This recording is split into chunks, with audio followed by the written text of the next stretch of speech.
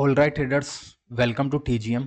जैसा कि हमने पिछले पार्ट में सीखा था सपोर्ट और रेजिस्टेंस बनाना। 4 आवर के टाइम फ्रेम पे हम सपोर्ट और रेजिस्टेंस बनाना सीख गए थे। सर हम 15 मिनट में या 5 मिनट पे ट्रेड कैसे करेंगे? देखो, प्रीवियस सपोर्ट्स हमने देखे थे कि प्रीवियसली सपोर्ट्स कहाँ आ रहे हैं, उसके बेस पे हमने नेक्स्ट सपोर्ट और रेजिस्टेंस बनाए और वहां पे 4 आवर के टाइम फ्रेम पे हमने सपोर्ट और रेजिस्टेंस मार्क कर लिए। फिर हम 15 मिनट पे स्विच करेंगे या 5 मिनट पे स्विच करेंगे और उसी के अकॉर्डिंग हम अपना रिस्क रिवॉर्ड रेशो निकालेंगे और फिर ट्रेड करेंगे। हमारी जो पिछली सीरीज थी और हमारे जो पिछले पार्ट्स थे वहां पे हमने सिर्फ और सिर्फ सपोर्ट रेजिस्टेंस बनाना सीखा था। इससे जो नेक्स्ट पार्ट आएगा उसमें हम पैटर्न्स देखेंगे और कैंडल स्टिक्स देखेंगे। हॉरिजॉन्टल लाइन हमने मार्क कर दी, एक विग पे और एक बॉडी पार्ट पे। तो सर प्राइस तो यहाँ से ऊपर चली गई, आपको वेट करना पड़ेगा ना। अब देखो, एक सपोर्ट एरिया था, ये मैंने XRP कॉइन खोल रखा है जो प्रीवियस क्या था, सपोर्ट था। और यहाँ पे क्या काम किया, इस सपोर्ट ने रेजिस्टेंस का काम किया। सिंपल। इससे बेसिक ट्रेडिंग क्या होगी मैं ये पूछ रहा हूँ, क्योंकि मैं अगर कॉम्प्लिकेटेड चीजों में जा रहा हूँ, मैं नहीं चाहता कि मैं आपको कॉम्प्लिकेटेड चीजें सिखाऊं। बेसिक से हम सीख रहे हैं, कॉम्प्लिकेटेड चीज़ों से ज़्यादा बेसिक चीज़ें वर्क करती हैं। तो हमारे पास प्रीवियस सपोर्ट था, एक रेजिस्टेंस आ गया, यहाँ पे लिक्विडिटी ली।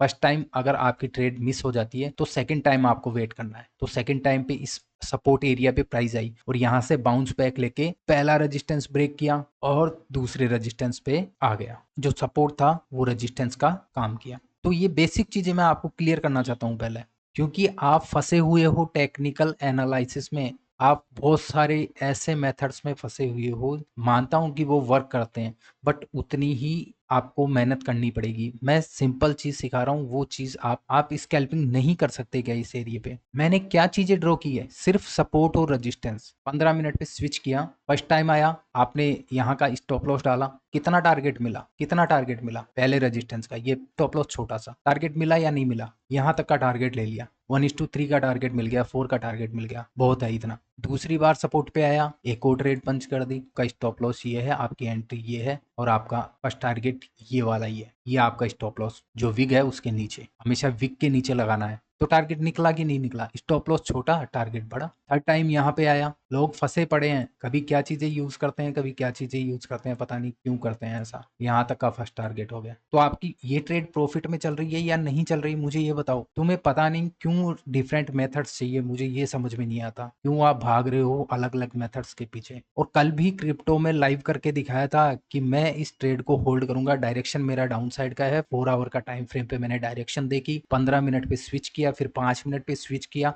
और 5 मिनट पे स्विच करने के बाद में मैं आ गया उस ट्रेड में। और मैंने उस ट्रेड में आपको बोला था कि मैं देखना चाहता हूं कि मेरा स्टॉप लॉस हिट होता है या टारगेट हिट होता है, और इस ट्रेड में भी मेरा टारगेट आएगा, इसमें स्टॉप लॉस नहीं जाएगा। लेकिन लोग पता नहीं क्यों फंसे पड़े हैं। इस वीडियो को कंप्लीटली देखना और फिर अपने आप से पूछना कि आप कौन सी ट्रेडिंग सीख रहे हो, और अपने आप से सवाल करना कि आप क्यों मेथड्स के पीछे भाग रहे हो, आप क्यों इंडिकेटर्स के पीछे भाग रहे हो, आपको क्यों अलग अलग मेथड्स चाहिए। सपोर्ट और रेजिस्टेंस पे सिंपल ट्रेड कैसे करते हैं, ये कौन सा सेटअप है? ये एक इनसाइडर बार सेटअप है। जो प्रोफेशनल ट्रेडर्स होते हैं वो ये सेटअप देखते हैं, ये वाला सेटअप देखते हैं, इनसाइडर बार। उनको पता है कि मार्केट ने एक ग्रीन कैंडल दी है, अच्छा खासा ब्रेकआउट होने वाला है, थोड़ी सी देर होल्ड करेगा, पोज करेगा और पोज करने के बाद में मार्केट फटेगा अपसाइड। और एक रेजिस्टेंस ये भी था, तो इसका ब्रेकआउट भी होगा। Professional setup. कितना बड़ा मूवमेंट है यहाँ पे। अगर आप वनडे के ऊपर लॉन्ग करके जाते, यहाँ तक का फर्स्ट टारगेट 50% कैंडल का एसएल, 100% भी होता है एसएल और 50% भी होता है अकॉर्डिंग टू योर रिस्क।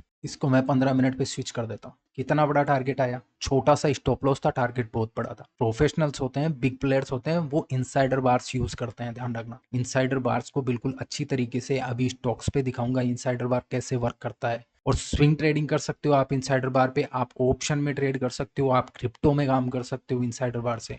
ऐसा नहीं है कि इनसाइडर बार आपको यहीं मिलेगी, हर जगह पे मिलेगी। ऐसा नहीं है कि आपका स्टॉप लॉस नहीं जाएगा, इनसाइडर बार में स्टॉप लॉस भी जाएगा। दिस इज कॉल्ड इनसाइडर बार।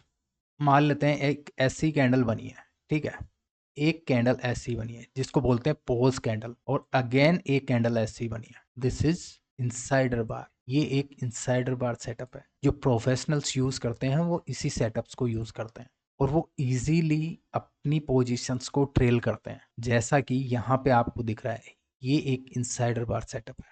कितना परसेंट का मूव है, इसको यूज कैसे करना है, को देखना कैसे है सेटअप को। This is called mother bar.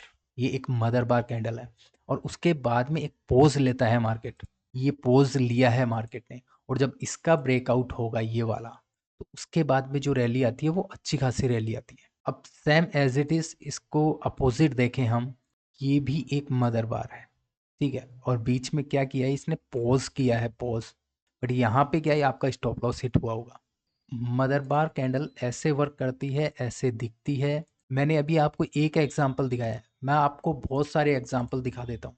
Pose candle, ये एक होल्ड कैंडल है। जब भी एक बड़ी ग्रीन कैंडल आए और उसके बाद में एक पोज कैंडल बने, ध्यान से देख लेना, पोज कैंडल जिसको होल्ड कैंडल भी बोलते हैं, और उसके बाद में सीधा गैप अप हुआ है मार्केट। अनदर एग्जांपल, ये पोज कैंडल है। बिग प्लेयर्स ऐसे सेटअप्स यूज करते हैं। आपका रिस्क रिवॉर्ड रेशियो क्या होगा, आपका रिस्क रिवॉर्ड रेशियो ये होगा, अगर आपने शॉर्ट किया है इस एरिया पे तो आप इसको ट्रेल करोगे पोजीशंस को। अगर आपने शॉर्ट किया है तो आपका पहला स्टॉप लॉस ये वाली कैंडल और आप ट्रेल कर सकते हो इसको। But most of the time मैं 100% ही रखता हूँ स्टॉप लॉस। किसी भी टाइम फ्रेम पे आप स्विंग ट्रेडिंग कर सकते हो, आप इंट्राडे ट्रेडिंग कर सकते हो, आप ऑप्शन में ट्रेडिंग कर सकते हो। Time frame 15 minute, 5 minute, 1 hour, 2 hour, 1 day, किसी भी टाइम फ्रेम पे आप ट्रेड कर सकते हो। This is called insider bar setup. इसकी बुक्स मैंने आपको मेरे टेलीग्राम पे डाल रखी है। अब बताओ, आप बोलते हो कि सेटअप सही नहीं है। सेटअप्स कैसे सही नहीं है, कितनी जगह दिखाऊं और दिखाऊं।